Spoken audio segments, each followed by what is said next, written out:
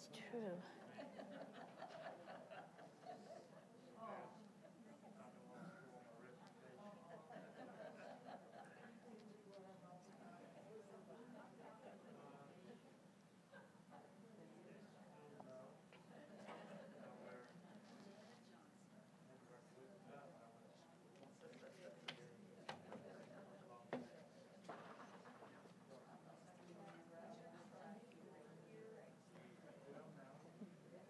Buster? Buster. Do we have that stool?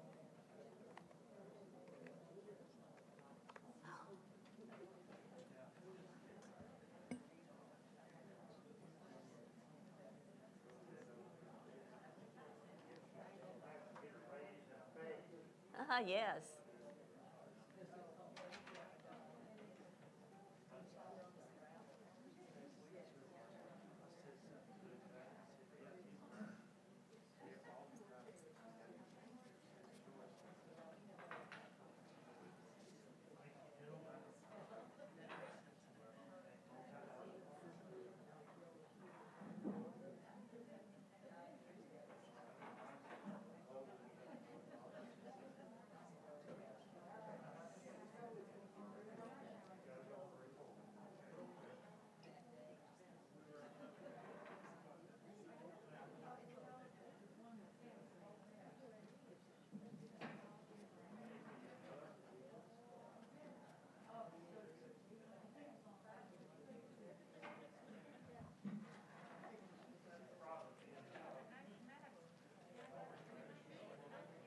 Heather. Heather?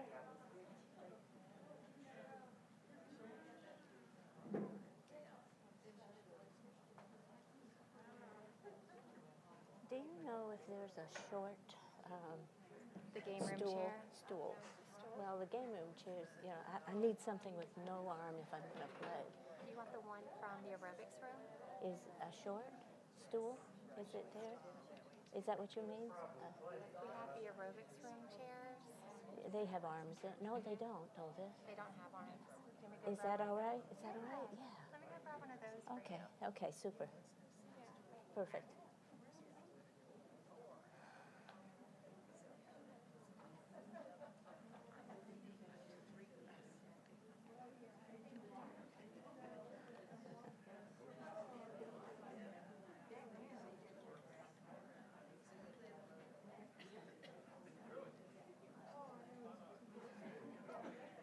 It's about that time.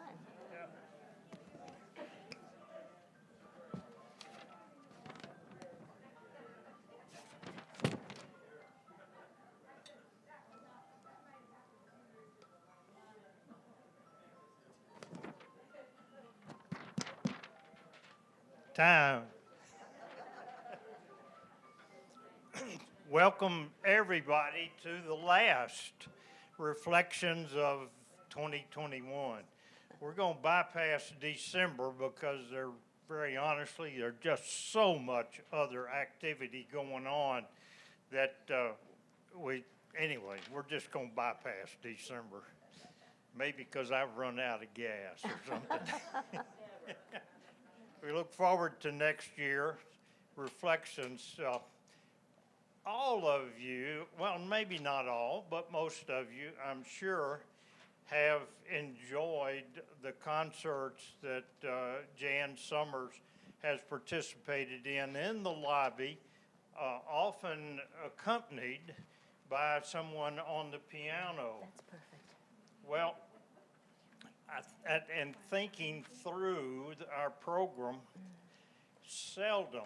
very seldom in my life have I known someone who picked up a passion for anything at 5 or 6 years old and carried it through for decades, and it is still a passion at that age. Well, Jan has done just that with the violin. And she said today, I don't want this to be a recital because you've all heard her, you've had a chance to hear, and if you want a violin recital, we'll tune into your YouTube or something. But we are going to learn about the history and the story of Jan's passion for the violin, and then a real plus, we will learn more about the instrument itself. I'm not going to go into her background or history. She's going to give you that, and she's going to talk about the instrument. And so, Jan, it's all yours. Viva the violin. Take it away, huh? Okay. Thanks ever so much, Buster. He asked me a long time ago if I would do this, and I said yes, and then I kept putting off the date. So it's here. This is it. The picture you see up at the front is simply our title page. And I'll start off with the next picture, which is me. One picture of me, anyway. Background tells you that my parents played a lot of music, starting with my grandparents. My father's parents played mandolin and piano, and my mother's parents played, grandfather played this pump organ, and lots of Sousa marches. That was his delight. And my grandmother had a beautiful singing voice. So that's their background, and then I came along and listened to my parents play music, because my mother played piano well. She went to 2 years of college and studied piano. Went home and worked for the WPA, giving piano lessons, 50 cents a lesson, she said. And my dad played the violin. He was a rather good amateur violinist, not planning to do music as a profession, however. They would play music together in the evenings after they'd put my brother and me to bed. And I would lie there in bed with a pencil that had never been sharpened and conduct what I heard as they played. And then I'd fall asleep. And that's why the pencil was blunt, because who knows where the pencil went when I went to sleep. And there's a little story I'm going to tell you before I go on with history. And that story involves a little girl about 7 years old. Yeah, well, that's maybe a little younger than 7, but 7 is the story age. And she and her brother were playing in the backyard dirt pile. And they were doing pretty well, playing and getting along, which didn't happen all the time, but it did that day, until one moment when the magic ceased and the little girl screamed out, "No, it's my turn!" Because there was a certain little truck that was specially wanted. And so there was a lot of yelling and screaming going on. And the mother appeared at the door of the house and said, "Hey, your father wants to see you." Oh my gosh. If Dad was calling you, you were in trouble. So she went into the house, and she stood in the doorway of his room where he was, because the rule was you don't go into the parents' bedroom unless you're invited. And so he saw her and said, "Come here, I want to show you something." She went in to see what he was putting out on the bed, and it was a black box of some odd shape. And when he opened it, there was something very beautiful inside. And the little girl knew it was a violin because she'd seen her father's violin. But this one was rather small. Well, the father said to her, "This is for you, but it is not a toy. It is a musical instrument, and it's to be used carefully, and you are to learn to play music on it." Well, that little girl, of course, was me. a little bit ahead of me. So hang on, just hang on. That's a little ahead. No, wait. So I didn't get to use that violin for a couple of years. We were still in Vermont, which I didn't tell you that's where we were. But the little town of Vermont didn't have any violin teachers. So I had to wait. I wasn't allowed to touch it until I could learn. And he felt that he was not qualified to teach me, partly because he had tried to teach my older brother. And when he tried, my brother dropped the violin and broke the neck out of it. Therefore, he said to my mother, he can learn to play the piano because he can't drop that. I don't know why he thought I wouldn't. Anyway, we'll skip past some of those years, and you'll find us in Roanoke, Virginia, from having been in Vermont for 9 years of my life. And let's go up past that one next. That's still in Vermont, and that's one of the activities that I pursued. Since I couldn't play the violin, I had to do something. So there I am, majorette as I was. And then in Roanoke, I got to the next how did we get there? Okay. Will you be back up? Yeah. Okay. The same little girl picture that one, yeah. Because then we got to Roanoke, and that's sort of the way it worked for me. It doesn't look like I'm very talented. However, I got along pretty well, and pretty soon it came to high school years. We'll zip right through the young ones and hit high school. And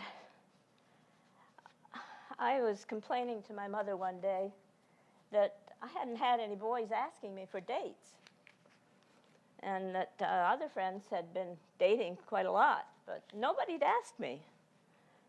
And she said, well, then somebody will ask you pretty soon, don't worry. And I cried, and I said, that isn't really what's bothering me. I said, the problem really is there's not a boy in the school I want to date. Well, my mother was pretty wise, and she said, well, you have high standards. Keep them high and keep looking. You'll find somebody. And that is exactly what happened when I went to the music camp at Hollins College. Do we have? Okay. Okay, you don't have Hollins yet. Okay. So the music camp at Hollins College was for mainly the youth symphony orchestra people, and both of us were in the youth symphony.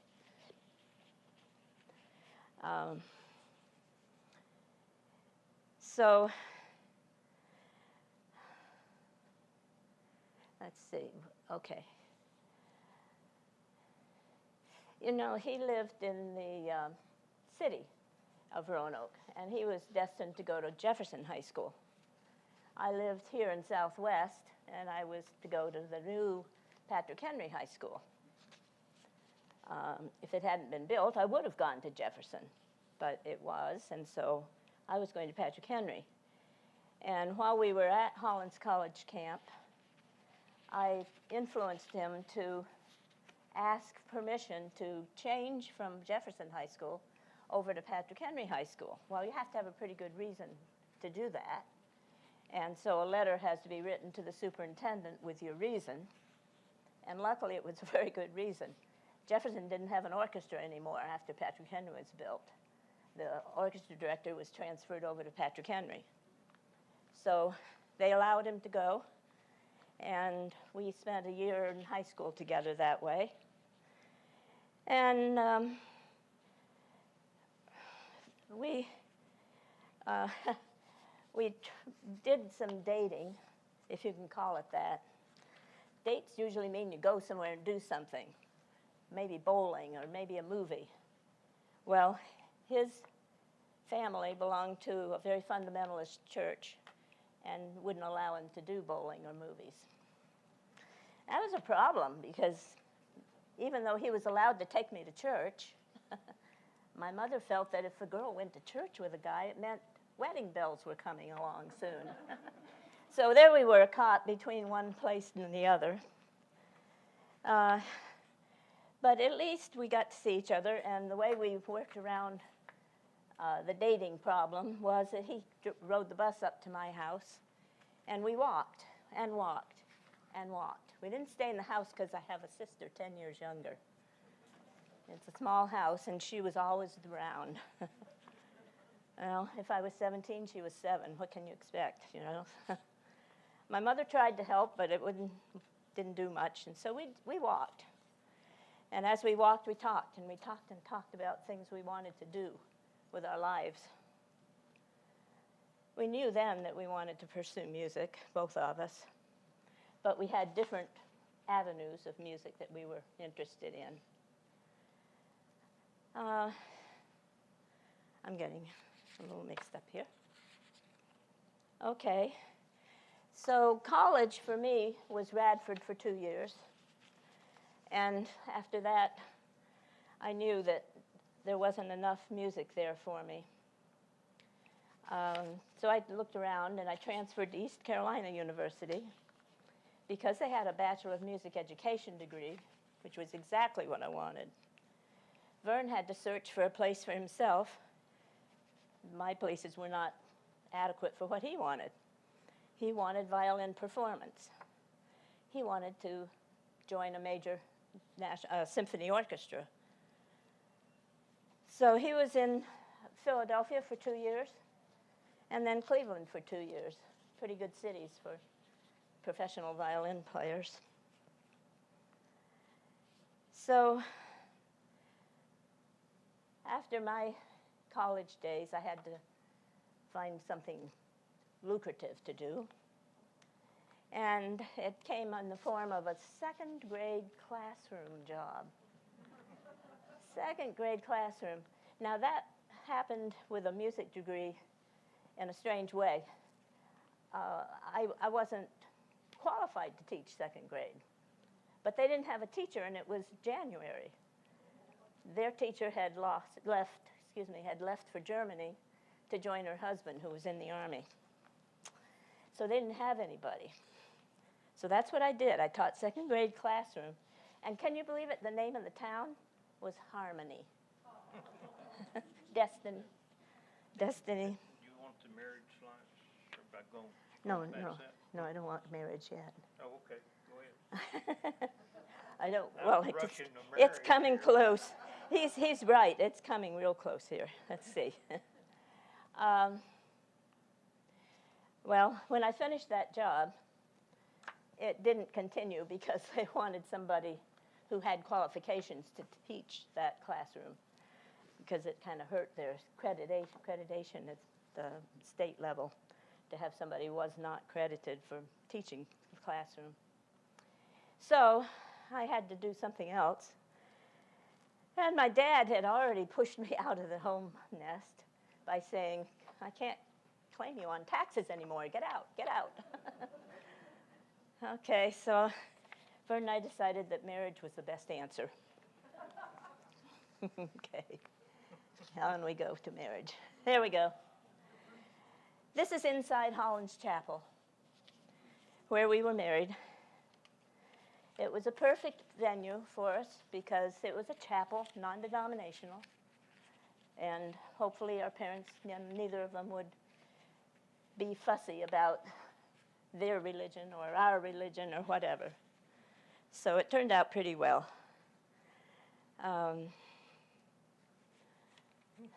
The chapel, there we go, yep. And let's see, what's the next one? The next one. What is the next one? I don't know. Let's Yeah. you all traveling. Yeah, we don't want to go there yet. Go back. Yeah, we'll hang on with that one for a minute. You know, in 1969, when we were married, if you can think back to that year, Woodstock, Kent State uprising, Neil Armstrong stepping out on the moon's surface. And the Vietnam conflict was heavy. Well, they also needed a lot more men for that conflict. He was right in the right age for that. So we went through what you remember was a draft. They called out the birthdays, one at a time, and whatever birthday you had went with a number, and that number meant you would be called in that order. Well, he didn't get the first number, and he didn't get the last number, but 60 was pretty darn early, and that's what he got, number 60. And the Army called him and wanted him to come for a physical. Well,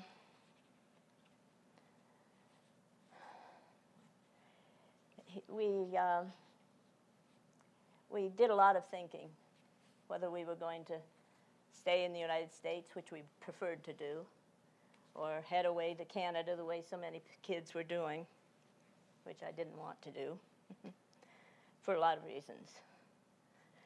And we found out through a lot of our friends that the Air Force was going to hire 2 more violins to be in their band. Now, that band was called the Strolling Strings, and they played for the officers in the clubs throughout, especially in D.C. But they also took tours occasionally, and he went to Guam and Japan and places like that and played for the officers' clubs. So, in other words, he got one of the positions. There were about 50 people auditioning, and they took 2. We were very lucky. Well, he was very good.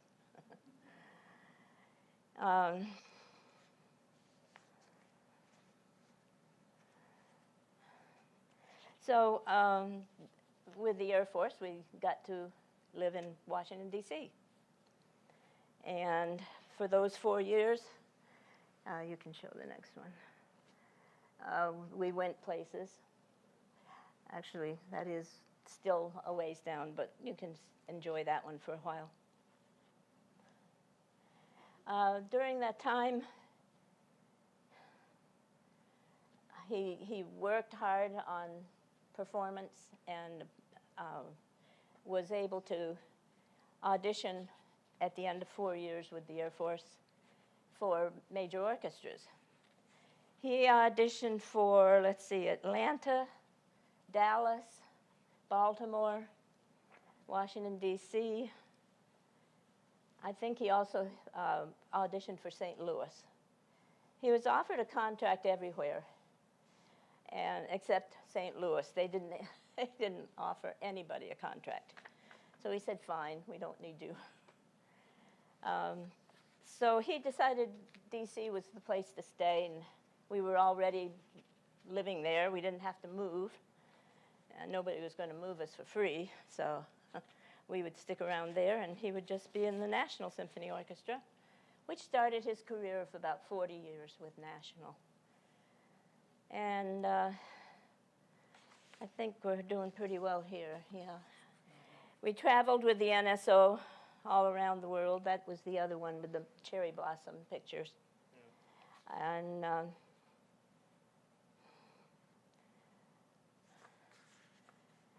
he studied, hang on to that for a sec.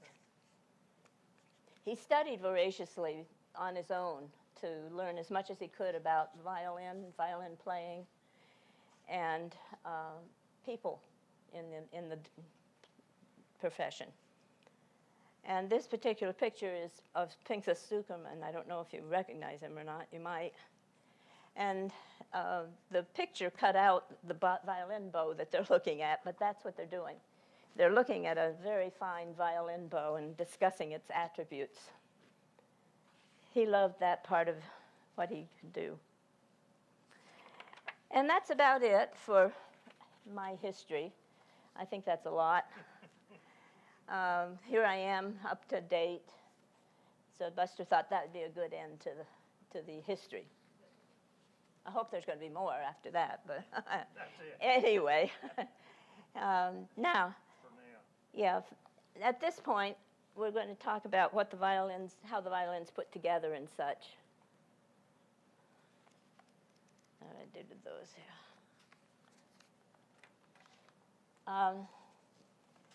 Let's show the next one.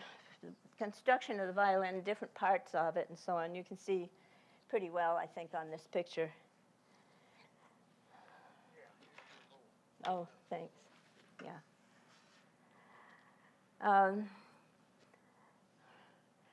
The top of the violin is actually made in two pieces. It's put together in such a very fine seam down the middle that you would never believe it. You'd always think it was one piece, but it's really two. And towards the end, you'll see another picture of the back of a violin, and it shows that that's two pieces usually. Once in a while, you get a one-piece back. There's no better way, one piece or two.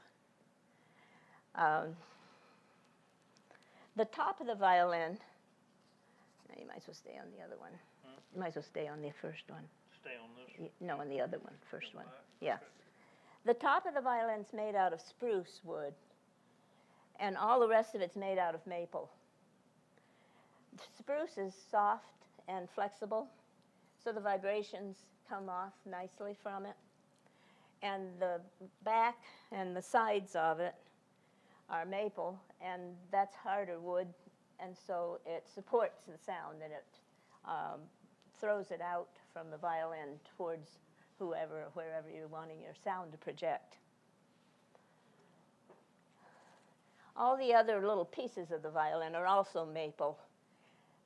There's the scroll up here at the top, and attached to the scroll is the neck underneath.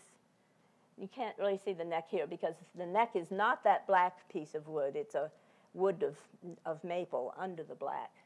We'll probably see it in another picture. And all these parts of the violin that are black, you know, the pegs, the fingerboard, there's a piece that's called the nut right across the top. It's short. It's not part of the fingerboard. It's actually a piece of wood by itself. And then the whole fingerboard is black. And down here we have the tailpiece and a chin rest, which I'm sorry to say is on the wrong side of the violin. I don't know how somebody didn't proofread that picture very well. Those are all ebony. And the reason for ebony is because those parts wear. The pegs wear in the holes as you turn and tune it. And the fingerboard wears as you pound your fingers on it to play the notes. You actually have to have the fingerboard removed occasionally. Sometimes the professional violins, I don't think I've ever had to have it removed. Because the pounding of the fingers dents the hard ebony. And you have to have it planed and smoothed again.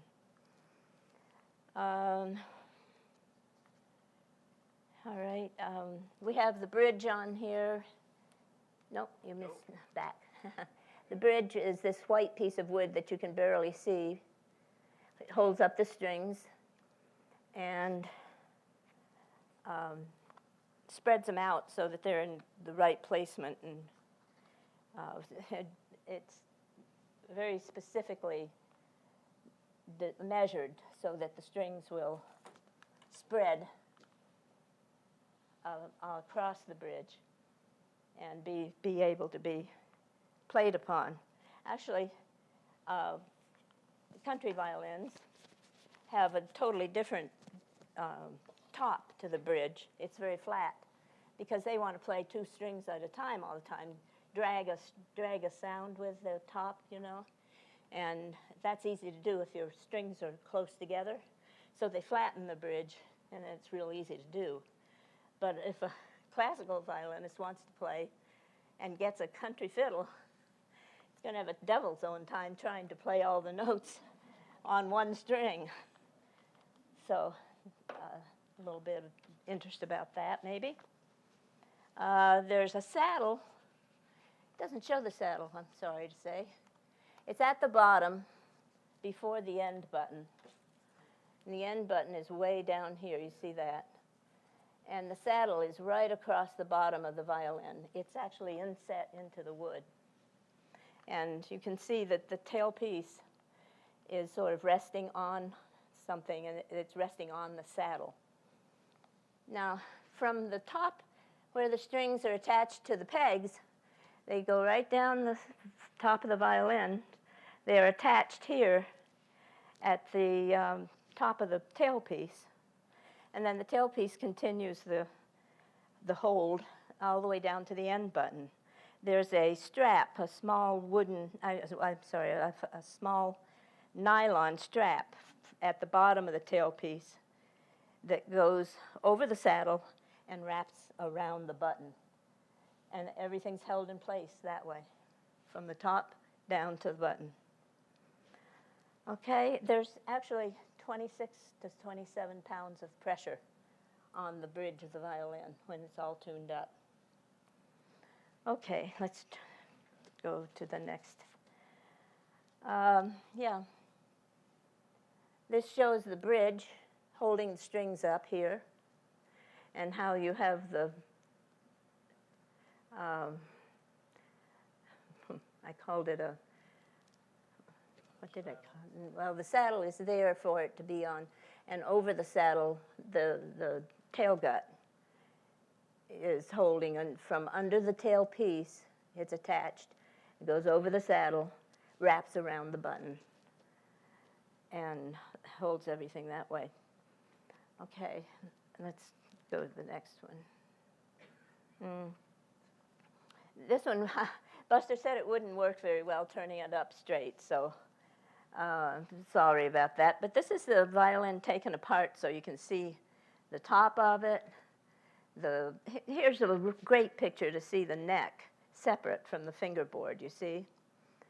And it's clamped on tightly when it's made for the glue to keep it tight. Here's a piece of wood. Looks kind of strange probably to you. That's the bass bar. Well, the bass bar is glued onto the inside of the violin top, right down the center. This looks a little too long for it. It should stop right about there and go up. I don't know why they have such a long one in here. They had a bad violin, I guess. But that takes care of all the pressure that's on the violin for the low strings, and it spreads the sound of the low strings across the whole plate of the back and the top. Well, from the top, and it goes to the back because of these ribs on the side. If the top is resonating and vibrating, it's going to vibrate the ribs as well. If the ribs are vibrating, the back is going to vibrate. So it's all acoustically decided upon there. Now, we have a sound post, and that's put inside the violin after the violin's made, which is a devil of a job. It has to stand up straight. We're looking at the inside of a violin here. And this metal-looking piece is a setter. It's a tool to set the sound post in place. The top of the sound post and the bottom of the sound post are curved, and they have to be exactly curved to meet the curve of the top and back of the violin itself. Let's go on.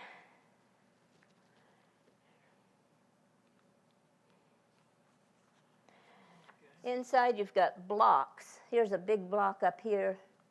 That's the neck block. And if that weren't there, the neck would never stay in the violin. And there's a block at the bottom, and that's to hold the strength of the pressure of the strings pulling on the violin. Those are the only two that are absolutely necessary, but in all the good violins, you'll find corner blocks. 1, 2, 3, and 4. I can't tell you how many violins my husband and I saw over the years when we would go antiquing, well, junking, really. And we'd find a violin, and we'd look in, and no corner blocks. Nope, don't want it. It can stay here. We'll get something else. Now, do you see how rough this looks? The violin is scooped out by hand when it's handmade. And it's different thicknesses all over the top or all over the bottom. And some places are going to be, say, 5.2 millimeters thick, and other places are going to be as little as 2.1 millimeters. And it's different all over. Now, Stradivarius was the guy who decided how thick it should be over the whole violin. And makers have usually abide pretty close to it. But it depends. They may change it a little bit for one reason or another. And here's the back on the inside. It's been scooped out. It doesn't look so scooped, but that's because it's been smoothed. After it's scooped, it's smooth. You don't want it all bumpy inside. Okay. Yeah, we've pretty much talked about that. And this is a picture of the neck being glued and clamped onto the fingerboard, or the other way around, the fingerboard onto the neck. And can you see this little black piece sticking up a little taller than the fingerboard? That's the nut. The nut holds the strings up there at the top in suspension so that they can vibrate from where they touch at the nut to all the way down the violin, down to the bridge.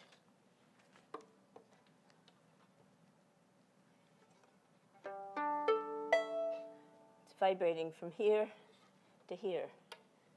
And the way we get different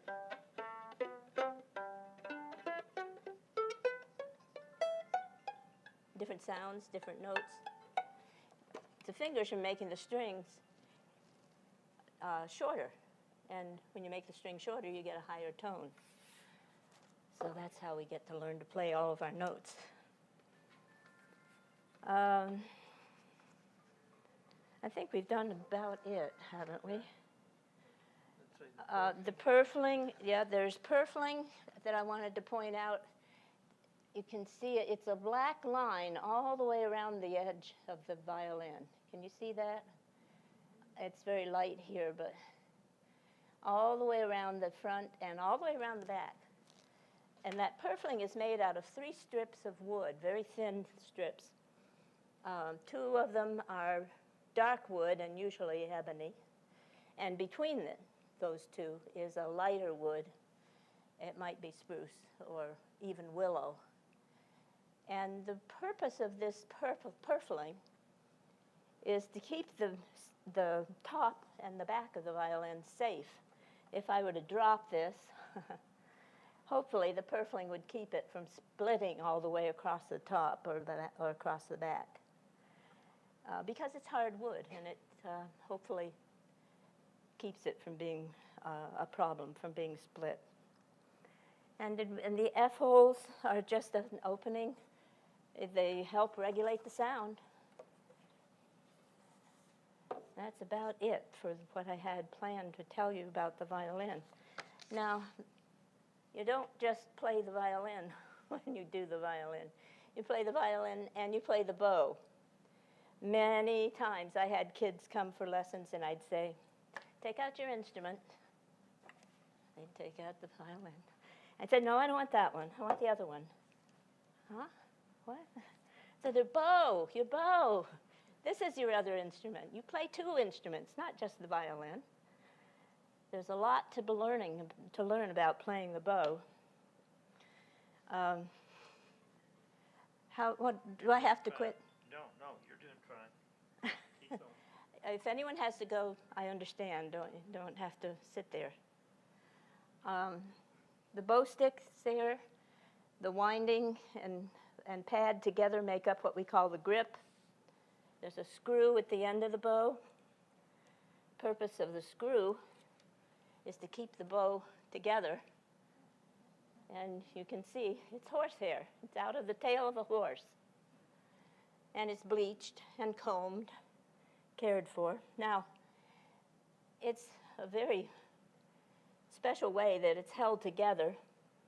The stick is a solid piece of wood here But down at the frog, at the bottom, there's a channel that's been dug out.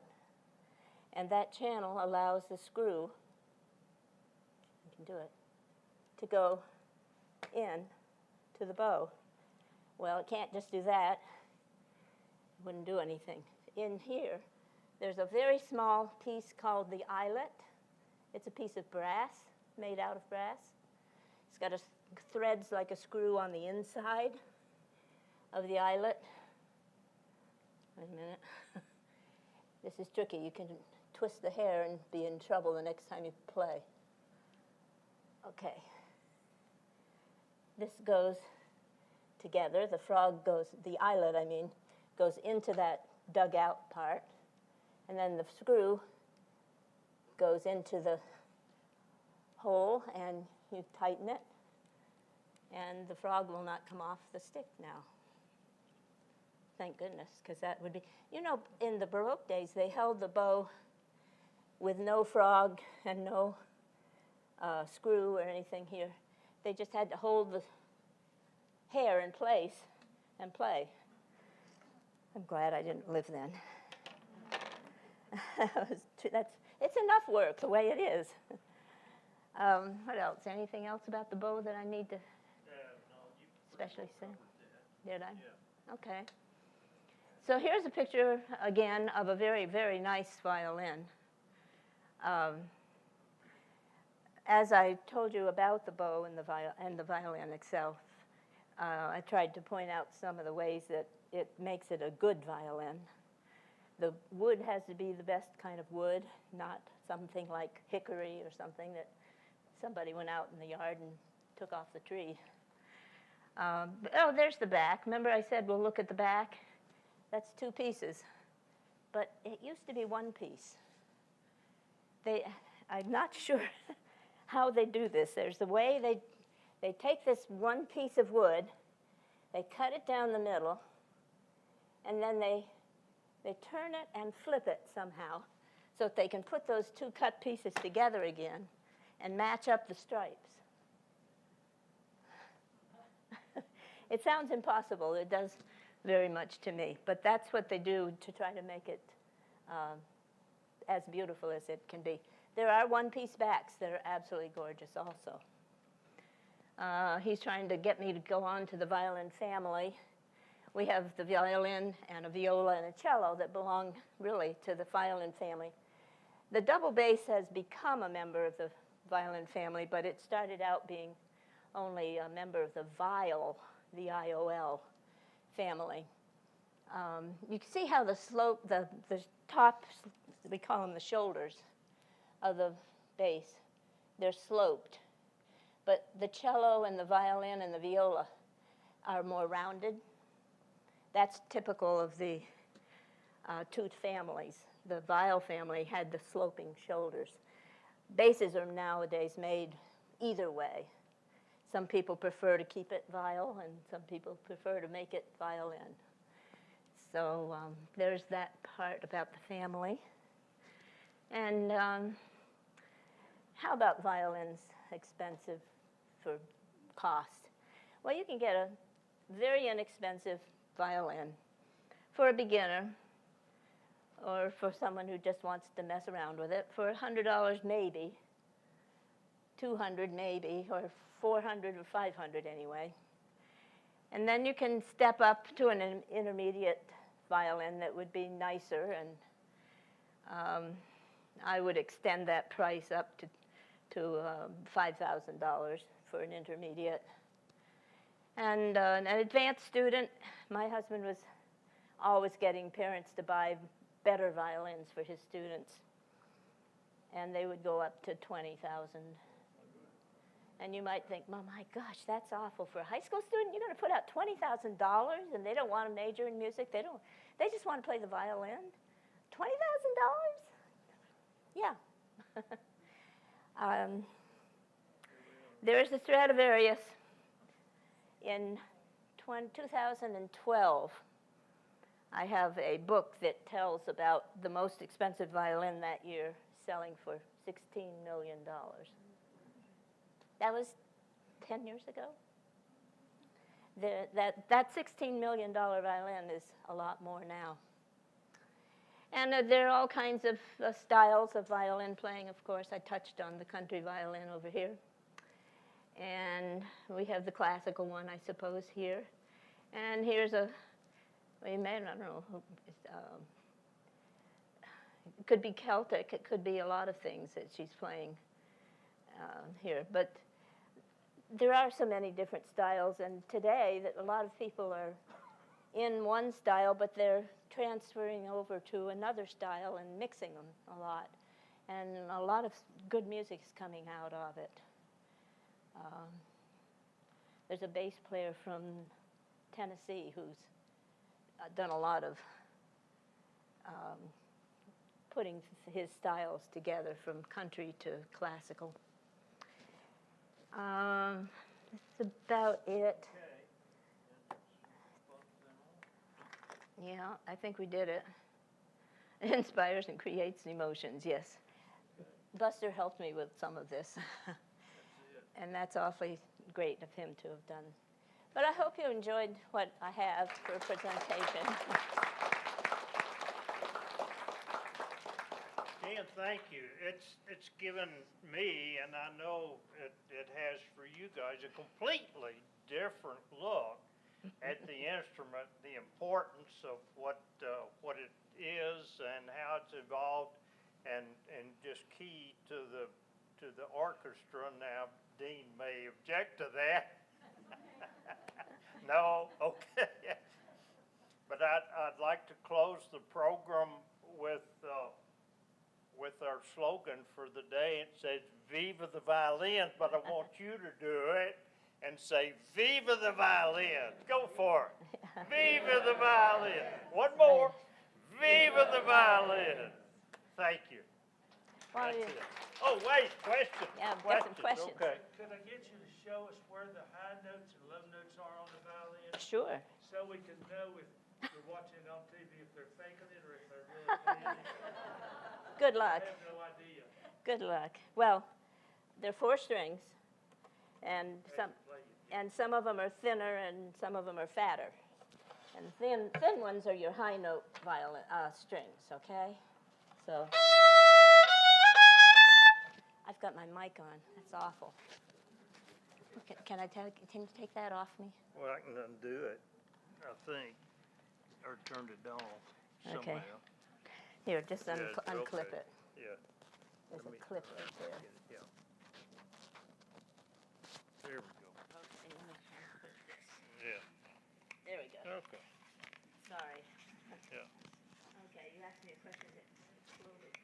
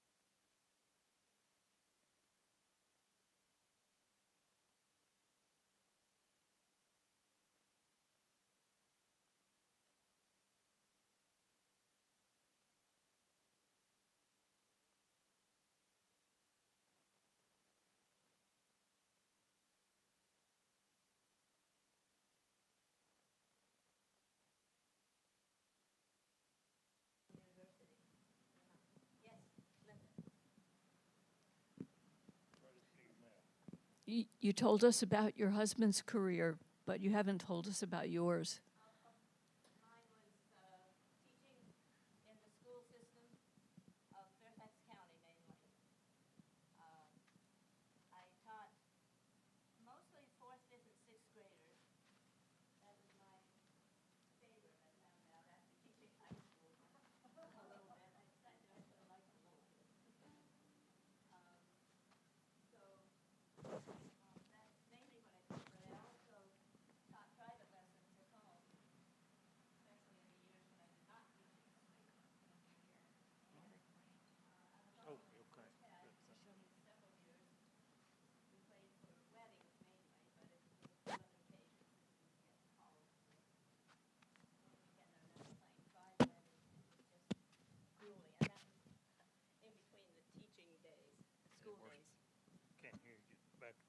Oh, you can't? That's right, we took the mic off. Yeah.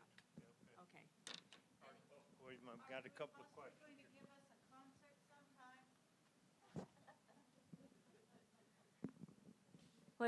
Where's Joan Gurniak?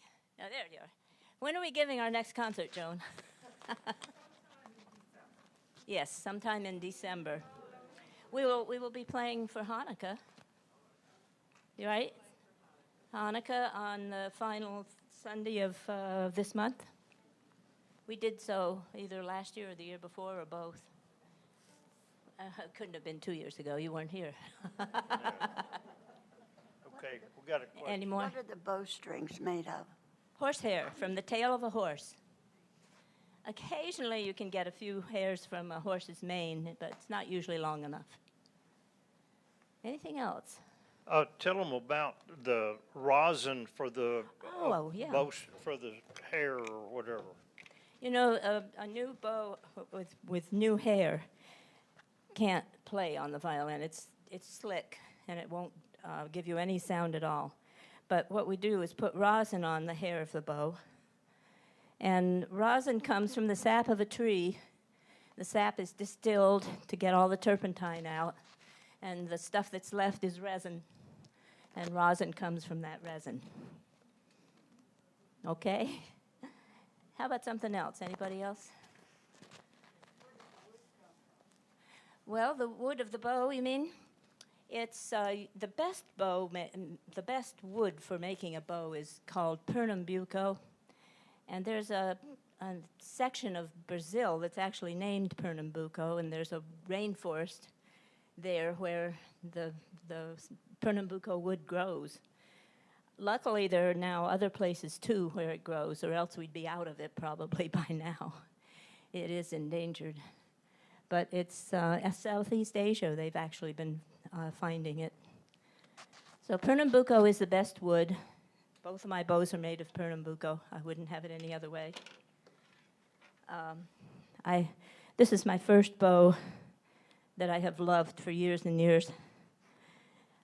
But for some reason, a couple years ago, the first concert that Joan and I played, I think, I was so upset because I said the bow is not following my command.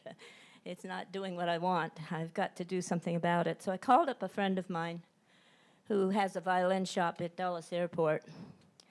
And I said, Jason, I've got to have a second bow. What have you got available? And he said, I'll bring something to you. I'm on my way down anyway. So he did. He brought me 3 or 4 bows. And I picked one of them out, and I bought it. It was a measly $3,000. You didn't like that. And I used it for a year. And I told Joan after a bit, this isn't doing it. It's not right. Oh, I should tell you that a bow, typically, for best of the amount of weight of it, is 60 grams. That's the stick itself. And so the bow that I bought was 60 grams, but it didn't do what I wanted it to do. And that's because you have to have it distributed well across the bow from one end to the other. There's something called the balance point.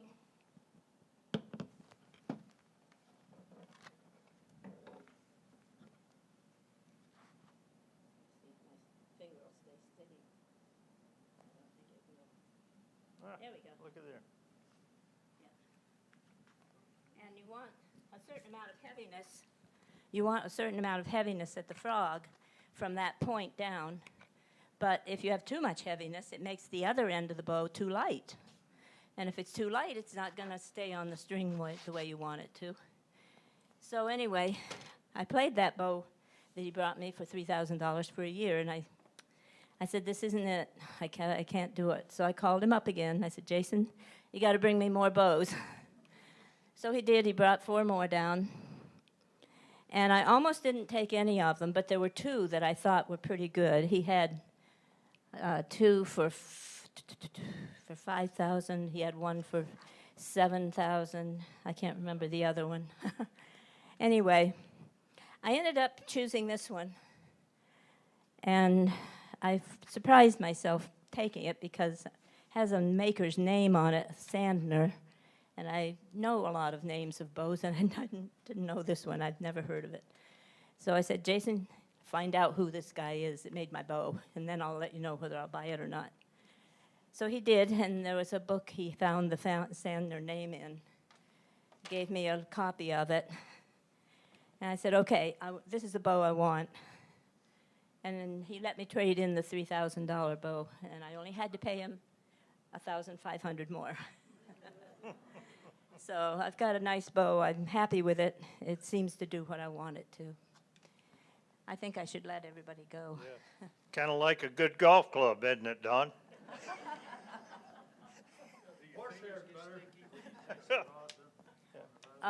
When I touch the rosin on the bow, do my fingers get sticky? No, because you do not touch the rosin on the bow.